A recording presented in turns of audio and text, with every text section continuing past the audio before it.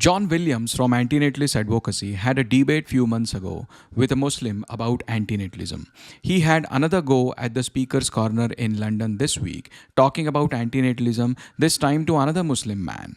This new Muslim man also tried to divert the subject with arguments against atheism, which have long been defeated. He tried to pin John on inferring the presence of a creator.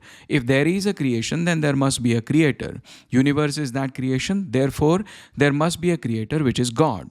John did well in pointing out that such a creator will have to be outside of our universe, and therefore there is no way to know that.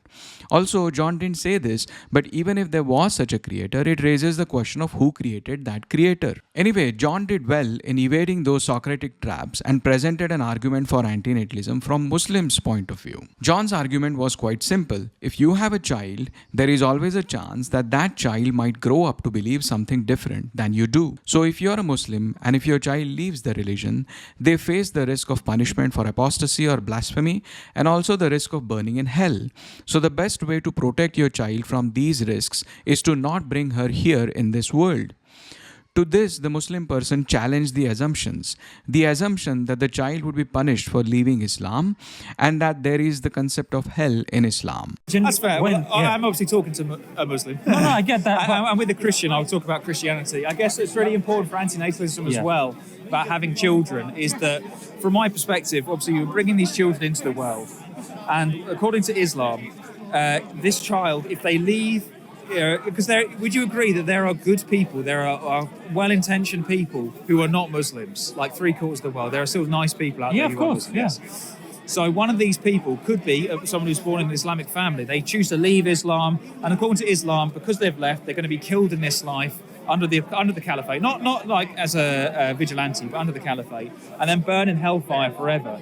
I think that is an extremely wrong thing to do. And if I'm a parent, if I'm a Muslim parent, I'm thinking about whether or not to have children, and I think, well, if my child leaves Islam, they're going to be persecuted in this life and burn in hellfire in the next. You've said that's a very strong incentive for me not to have children. You've said that a couple of times and categorically as well. So I'm forced to ask, like, where have you got this position from? Sure. That if you because this is the one criteria that you've given. If you leave Islam under a caliphate, you're going to be put to death. And burning in hellfire is pretty. Yeah. So yes. Where have you got that from? From Islamic teachings. Yeah. Where?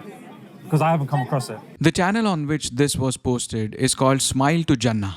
Jannah in Islam means heaven or paradise. This is the place where God would send you after your death if you have done good deeds in your life. By definition, then, there has to be another place where God sends the rest of the people. This is called Jahannam, which means hell. Dr. Zakir Naik is a world-famous Islamic scholar and has a YouTube channel which has 3.7 million subscribers. Here's a clip from that channel answering the question about Jahannam. So basically, the brother asked two questions.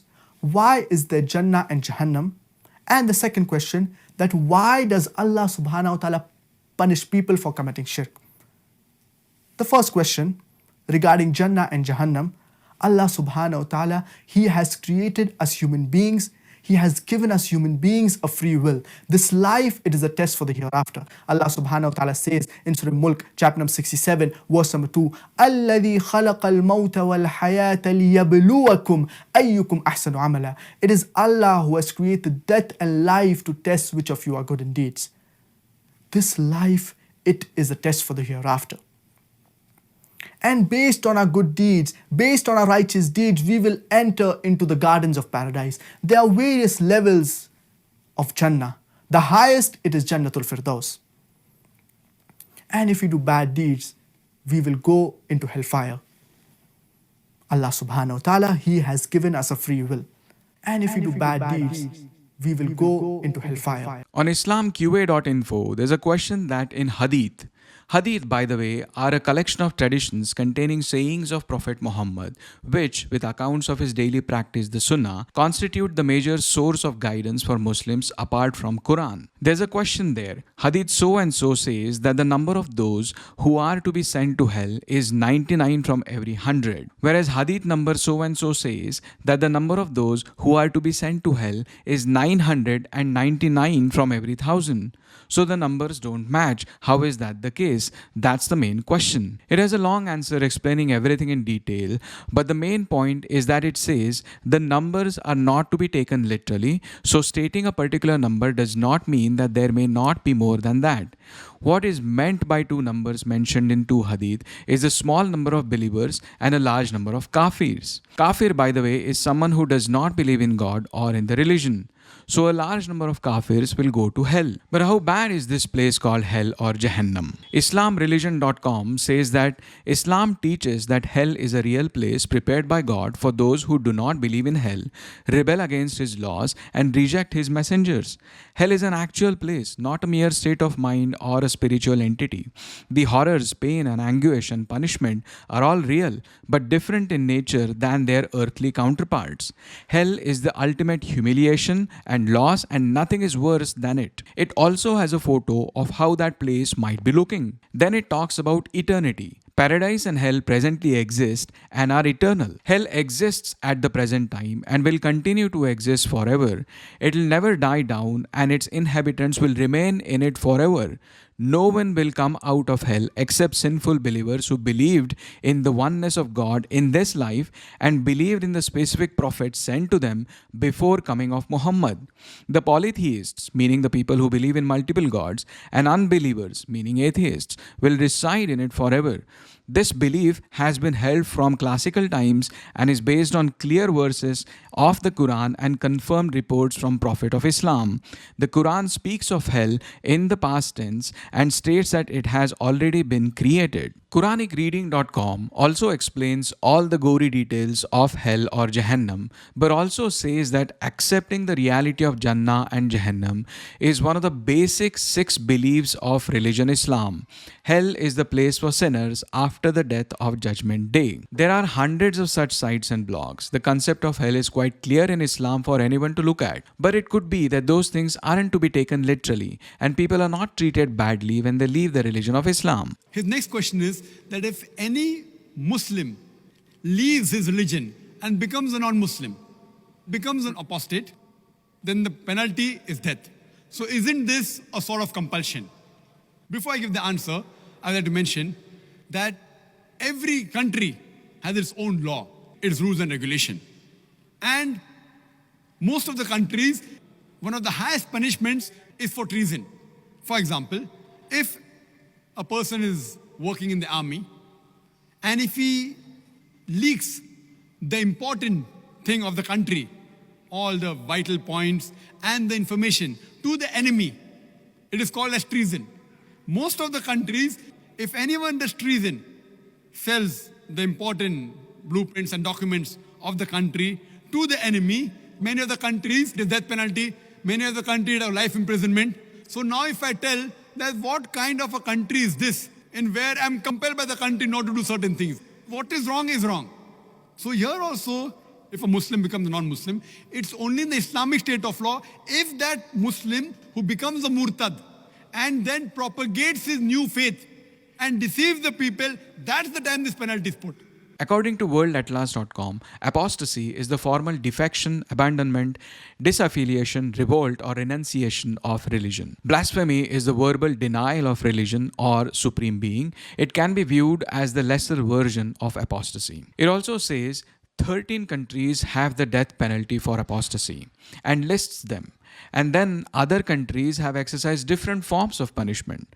For example, in Maldives, all citizens must be Muslim, and those who convert to other religions lose their citizenship. Not to rely on just one source of information, here is another one from humanist.international, according to which in at least 10 countries around the world, apostasy, which is the act of leaving religion, is punishable by death.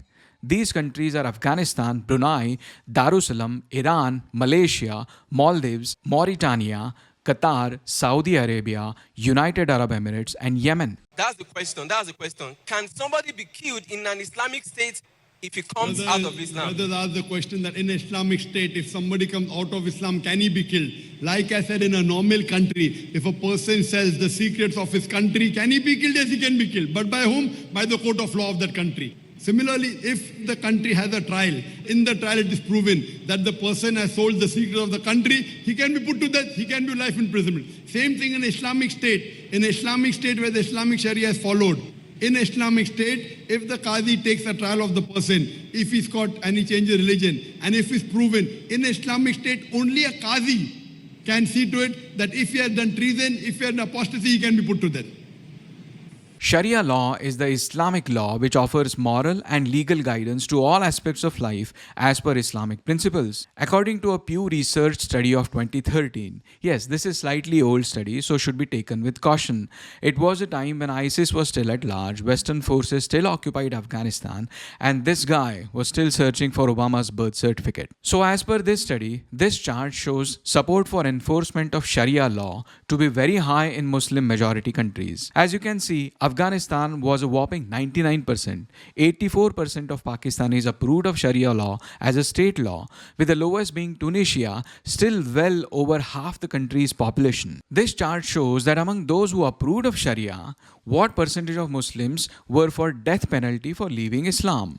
Egypt was highest with 86%, Jordan had 82%, whereas Afghanistan was at 79%, and 76% of people in Pakistan who were in favor of Sharia were also in favor of death penalty for leaving Islam. Well, you might say those are not liberal countries, but in the developed Western world, this argument does not really apply. Here's a document from committees.parliament.uk as a written evidence to hate crimes in the UK against ex-Muslims by British Pakistani Christian Association, which says that typically those who leave Islam face a stark choice: keep quiet about their decision or face discrimination, hatred, and violence. Strong anecdotal evidence from numerous sources suggests that there is a rapidly growing population of former Muslims, often referred to as apostates, in the UK as in the most other Western nations, and that such ex-Muslims tend to face extremely high levels of harassment, up to and including violence and murder, precisely because of their status as ex-Muslims. Why anecdotal evidence only? Well, people who leave Islam are scared of harassment, violence, and persecution.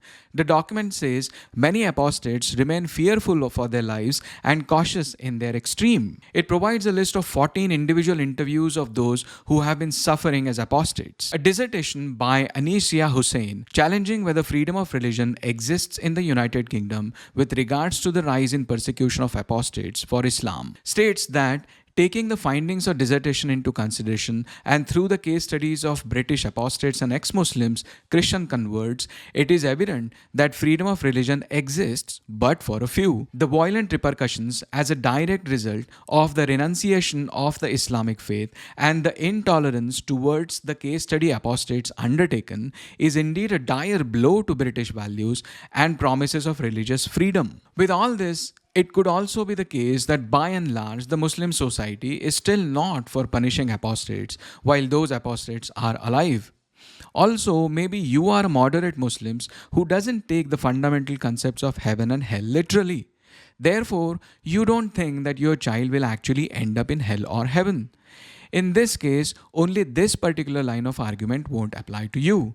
But I would hazard a guess that then in such a case, you would be able to understand more fundamental arguments for antinatalism like risk of life, consent, suffering, asymmetry, etc. Suchana Seth was the founder and CEO of the artificial intelligence startup The Mindful AI. In 2021, she was named one of the 100 brilliant women in AI ethics by Women in AI Ethics Initiative. On January 6th, she checked into an apartment hotel in a small town Candolim in Goa, which is a small state in southwestern India, with her 4-year-old son Chinmay. She stayed in there until January 8th. It was during this time that she killed her son. It is alleged, based on the post-mortem reports of the 4-year-old's body, that she smothered him to death. She did this because of disputes with her husband and was going through a divorce process while this happened. A note recovered from the suitcase in which her son's body was stuffed said, Court and my husband pressuring me to give custody of my son. I cannot take it anymore. My ex-husband is violent. I am extremely guilty and frustrated. I love my son, but I did not want to see him meeting his father. This news shocked the whole country, where mother's love is thought to be one of the strongest forms of love, so much so that it is used to define what a woman is or ought to be. Overnight, Suchana became the queen of sensational journalism and breaking news material. She is still a hotly debated topic on mainstream television channels in India. She has been arrested since and the investigations continue. Suchana today does not have a child, or at least that child. She killed him because she loved him too much to put him through the company of her allegedly violent husband. Would she have shocked us the same way had she remained child-free all along? Would there have been a similar national outrage had she not created that boy who is no more today? The answer lies in the difference in our intuitions when it comes to not starting a new life as opposed to stopping or killing an existing one. Have a look at this clip from an old debate between antinatalists and pronatalists, where the pronatalist Malcolm Collins argued quite glibly how having children is like waking someone up from their non-existence and then shooting them if they don't want to live. Decide whether or not I want to exist. Because right now I can kill myself if I want. I could choose not to exist if I wanted to. But my kids don't get that choice unless I bring them into the world. And to me, I guess if people want a different way to look at this, it might be more in line with like antinatalist perspectives. Suppose like the world was just a bunch of sleeping people. Okay, they're all unconscious and they're all asleep. And you could go around and just shoot the sleeping people, right? And be like, am I causing moral harm here? I don't know. Well, what you could do instead is wake up each sleeping person and say, hey, you want me to shoot you or not? And that's sort of what we're doing. Suchana said didn't ask her 4-year-old son if he wanted to continue existing. But would it have been any different? Is not having a child really the same as having them and then shooting them with or without their consent? There is a new book on the horizon on ethics of procreation titled What Does It Mean to Create a Child? Begetting by Mara van der Lugt. In the overview, it makes quite an interesting point. It says most of the time when we talk about whether to have children, what we are really talking about is whether we want to have children. But the real questions we should be asking are, what does it mean to bring a new creature into the world, to decide to perform an act of creation? What does it mean to make the decision that life is worth living on behalf of a person who cannot be consulted? The book is going to be published on April 30th, 2024. David Benatar's review of the book says, Mara van der Lugt is highly intelligent, open-minded, and sympathetic to the strengths of opposing positions. Her book, Begetting, is pregnant with important ideas.